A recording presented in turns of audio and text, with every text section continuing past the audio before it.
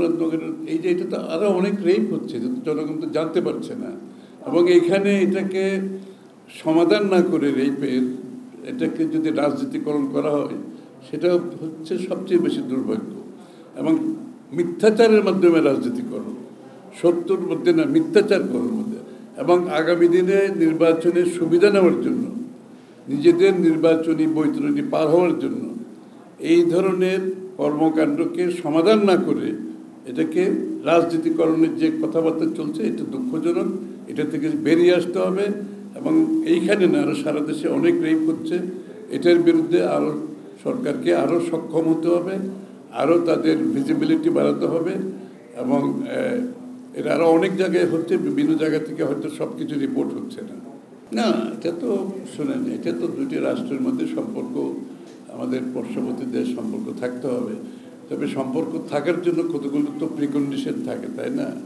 সম্পর্ক যদি রাখতে হয় তাহলে বাংলাদেশ ভারত একটা, এই সম্পর্কটা হতে হবে পরস্পরের সম্মান বোধ রাখতে হবে, পরস্পর প্রতি সম্মান থাকতে হবে।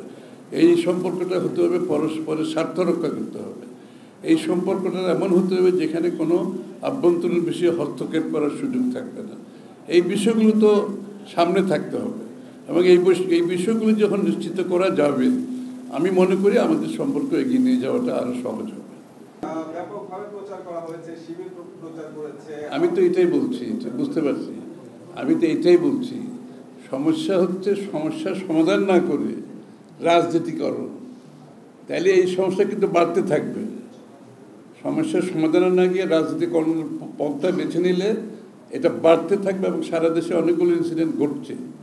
সুতরাং একটা জিনিস পরিষ্কার হতে হবে, যারা এই বিষয়গুলোকে নিয়ে রাজনীতিকরণের মাধ্যমে আগামী দিনের তাদের নির্বাচনী বৈতরণী পার হওয়ার সুযোগ খুঁজতেছে, দুর্ভাগ্যবশত তাদের সেইটা সফল হওয়ার কোনো সুযোগ নাই।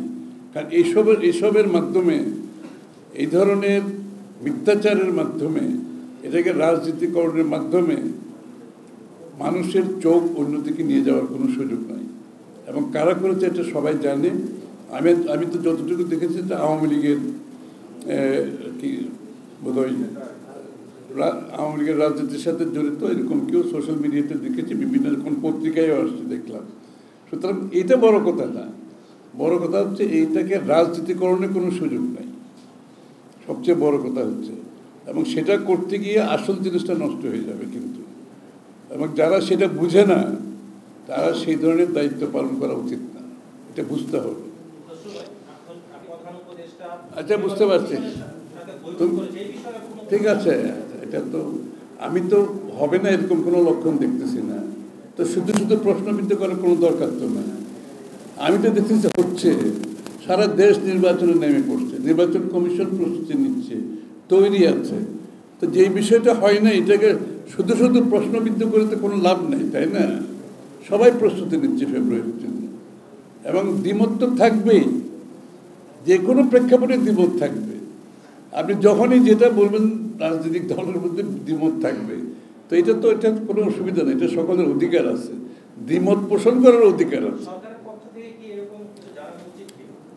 আরে কি বললাম, আমি তো হবে না এরকম কোনো, তো শুধু শুধু যে বিষয়টা হয় নাই এটাকে প্রশ্নবিদ্ধ করে, মানে আননেসেসারি একটা প্রশ্ন, একটা রাজনীতির